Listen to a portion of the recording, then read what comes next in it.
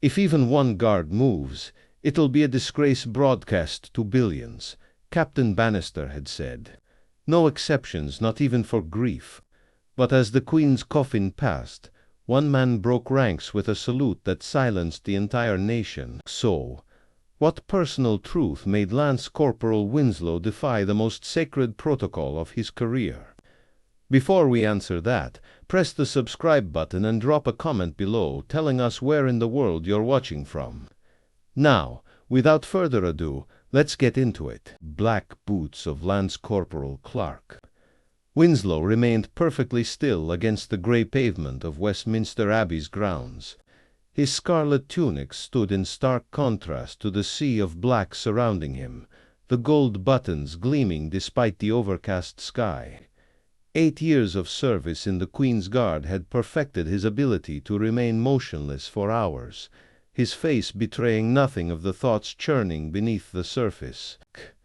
London had fallen into an unprecedented hush. The streets, typically bustling with tourists and locals, now stood solemn and reverent as the nation, prepared to bid farewell to its longest-serving monarch. Captain Heath Bannister paced along the line of guards, his eyes scrutinizing each man with laser precision. A 23-year veteran of royal service, Bannister's reputation preceded him as a man of unwavering dedication to protocol. His final briefing that morning had left no room for interpretation. "Gentlemen," he had said, his voice cutting through the quiet of the barracks, "today is not merely another ceremonial duty. It is perhaps the most significant day in our modern history. As the Queen's Guard, the eyes of the world, billions of them, will be upon us. Any deviation from protocol will be considered a direct dishonor to Her Majesty's memory. The consequences will be severe and without appeal." "Sir," had echoed against the stone walls, Winslow's voice among them, though something in his chest had tightened at the words. "Remember your training," Bannister murmured as he passed Winslow. "Remember who you serve." The words, meant as a standard reminder, pierced Winslow more deeply than Bannister could know. For unlike most of his fellow guards, Winslow's connection to the monarch went beyond oath and duty. It was personal, profoundly life, falteringly personal. As the first notes of the funeral march reached his ears, Winslow's mind drifted back 23 years to East London's Havenbrook Children's Home. A scrawny 10-year-old Clark had stood at perfect attention as the Queen toured the facility. While other children fidgeted, he had remained still, his posture impeccable from hours of private practice. The Queen had paused before him, her observant eyes taking in his disciplined stance. "And what is your name, young man?" she had asked. "Clark Winslow, Your Majesty," he had replied, executing a perfect bow. "You stand very well, Clark," she had noted with the hint of a smile, "like a soldier." "I practiced, Your Majesty," he had admitted, "every day. And why is that?" "Because order makes sense, Your Majesty." When everything else, as he had struggled to find the right word, uncertain, she had offered gently. He had nodded, surprised by her understanding.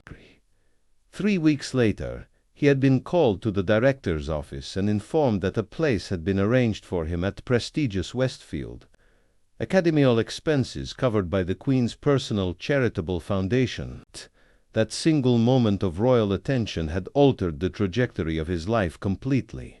Throughout his education, occasional notes of encouragement had arrived from the royal household.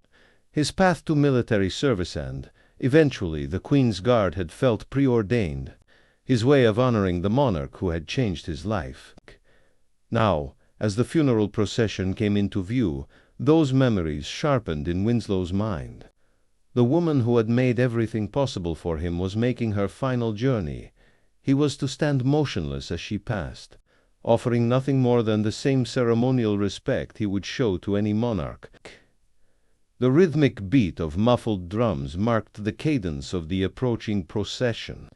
The gun carriage bearing the Queen's coffin draped in the royal standard with the imperial state crown resting atop was drawn by sailors of the Royal Navy.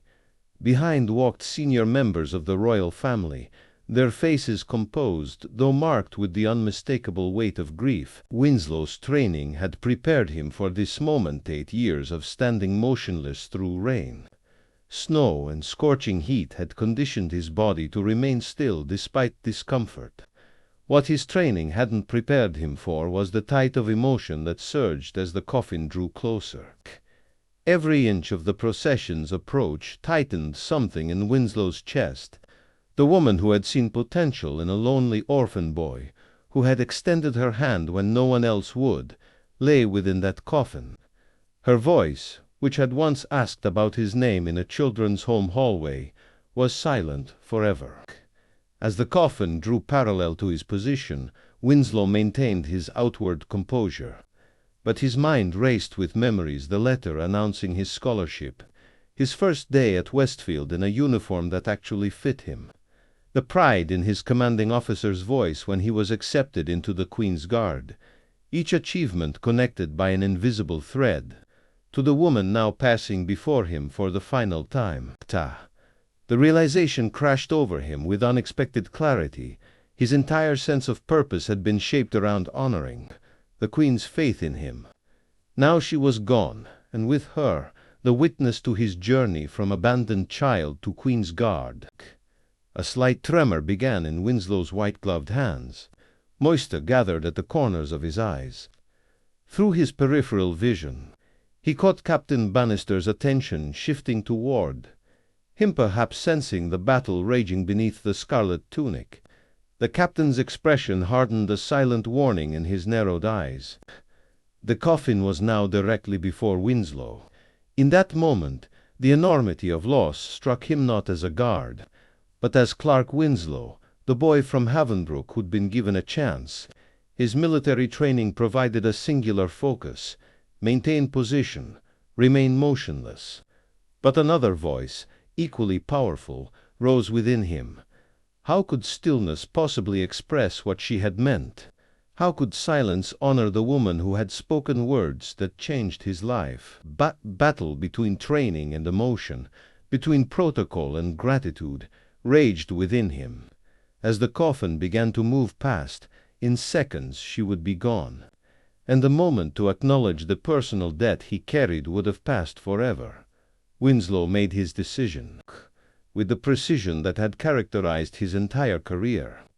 Winslow executed a perfect quarter, turned the same movement performed countless times during ceremonial duty, but now performed at a moment when absolute stillness was required. The motion was so clean, so professional, that for a split second it might have been mistaken for some predetermined element of the ceremony. That illusion shattered as he took his first step toward the coffin. He moved with deliberate efficiency, neither rushing nor hesitating. His white-gloved hands maintained their proper grip on his rifle, his posture remaining parade ground perfect as he approached the processional center line. From the corner of his eye, Winslow caught the reaction of Captain Bannister. The man's expression transformed from confusion to disbelief to fury in the space of seconds. His eyes widened, then narrowed dangerously, his jaw clenching so tightly that a muscle jumped visibly along his temple. As Winslow reached the coffin, he brought his rifle to present arms, a formal salute usually performed in unison with other guards. Then, in a movement that seemed to physically pain him, he slowly bowed his head.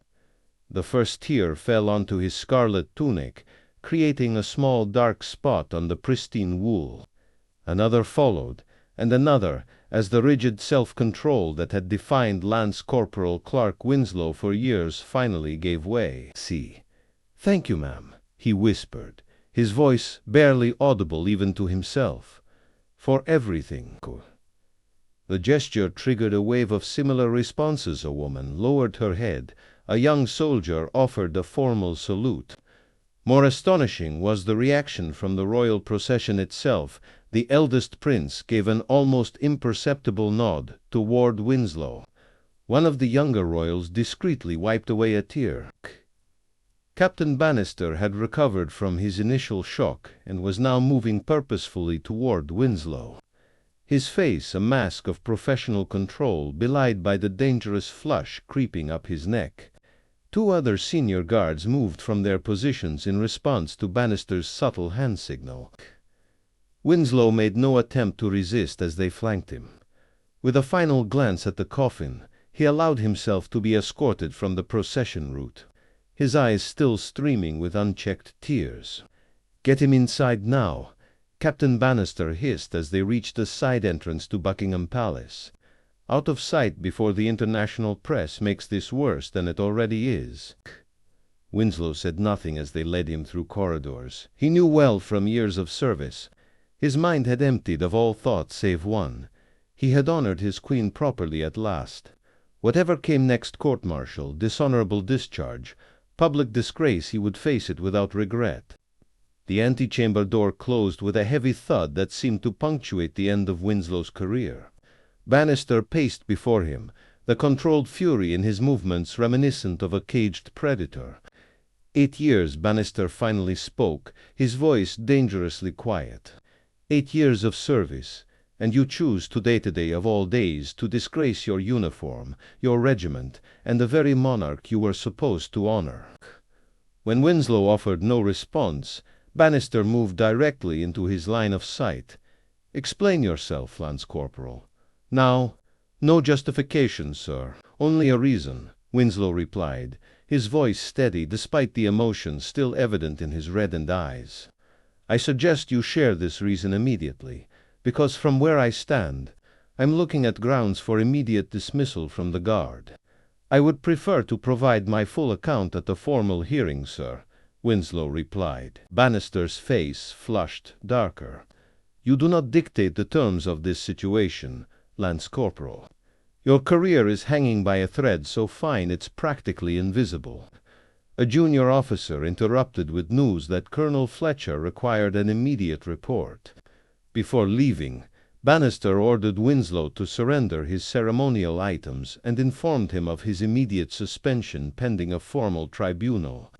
"I had marked you for promotion, Winslow," Bannister added, with genuine regret mixing with his anger. "You've thrown away everything, and for what? A moment of emotion that could have been handled privately after your duty was complete." 3 days later, Winslow stood at rigid attention before the tribunal convened in the regimental headquarters formal hearing room. Colonel James Fletcher presided, flanked by Major Elizabeth Harrington and Captain Devon Wells. Captain Bannister presented the case against him, laying out the facts methodically, on September 19th. At approximately 14:17 hours, Lance Corporal Winslow abandoned his assigned post during the state funeral procession. He approached the Queen's coffin without authorization, breaking centuries of ceremonial protocol during a globally broadcast state event. When asked if he disputed any facts, Winslow simply replied, "No, sir." "Do you wish to offer any explanation or defense for your actions?" Colonel Fletcher asked. "I acknowledge my breach of protocol, sir. I accept responsibility for my decision and will accept whatever consequences the tribunal deems appropriate." Major Harrington leaned forward. "Lance Corporal, this tribunal is not merely a formality. Your service record prior to this incident has been exemplary. If there were extenuating circumstances, the tribunal would take those into consideration." "Thank you, ma'am, but I have nothing to add at this time." Captain Wells exchanged a glance with Colonel Fletcher. "You realize, Lance Corporal, that without any context or explanation for your actions, this tribunal has little choice but to accept Captain Bannister's recommended consequences in full."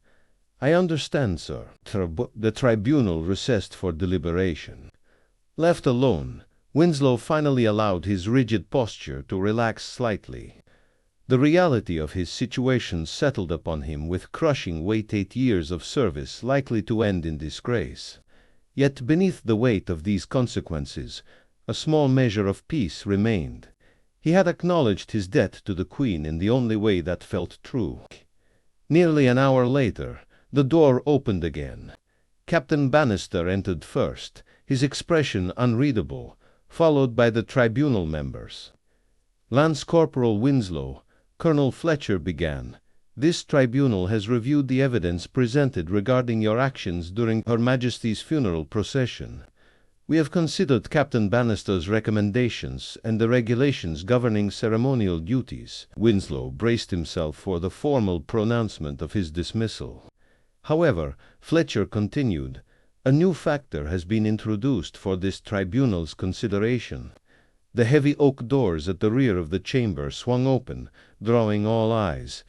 A distinguished gray-haired man in a dark suit entered, his bearing unmistakably that of a senior royal household official. Sir Edward Winterton, private secretary to His Majesty the King, Colonel Fletcher announced. The royal official addressed the tribunal. This communication arrived from Windsor Castle this morning, originating from the private office of the late Queen. He placed a sealed envelope bearing the royal crest on the table before Colonel Fletcher. It concerns Lance Corporal Clark Winslow. Her Majesty was apparently aware of certain circumstances regarding the Lance Corporal that she felt might become relevant upon her passing. Fletcher glanced at the letter again.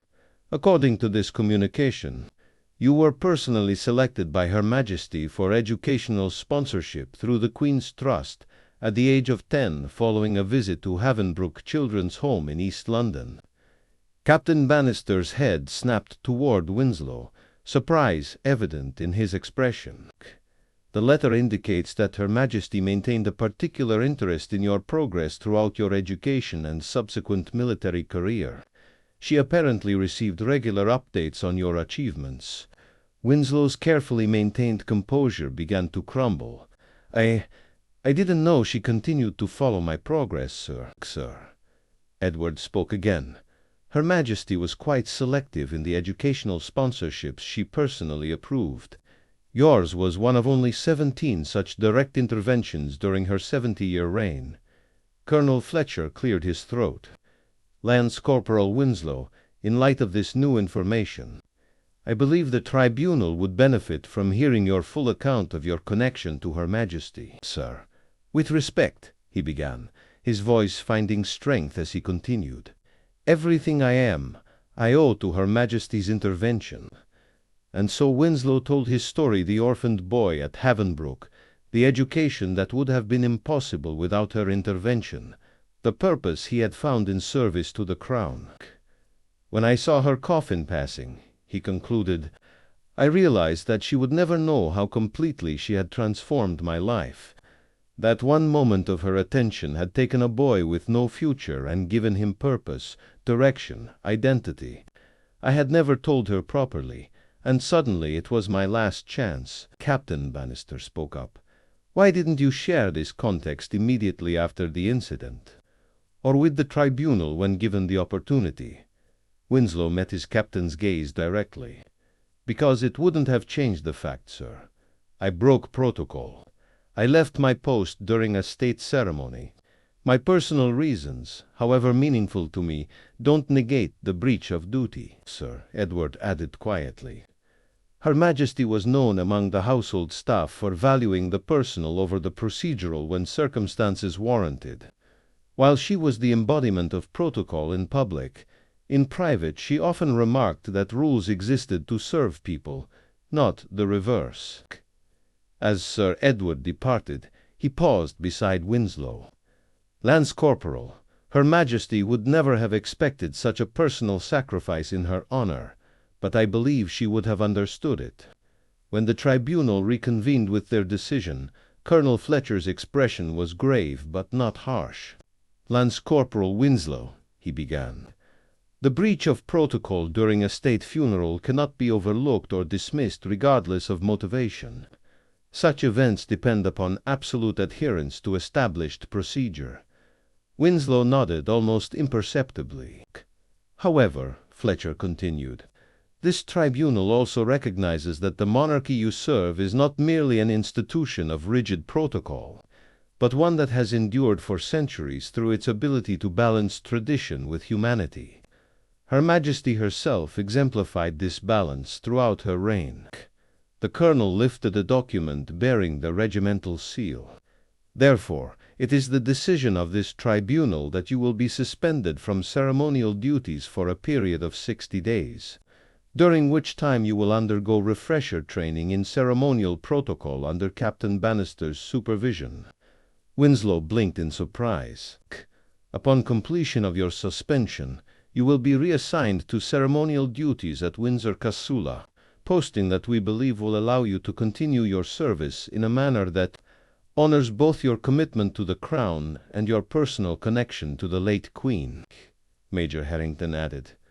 "Lance Corporal, your actions, while technically a violation of protocol, demonstrated a depth of loyalty that cannot be taught in any training program."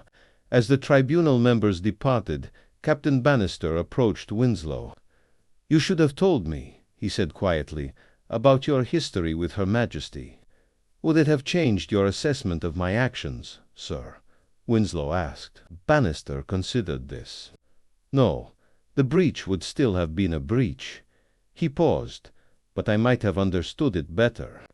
"Then it wouldn't have made a difference, sir."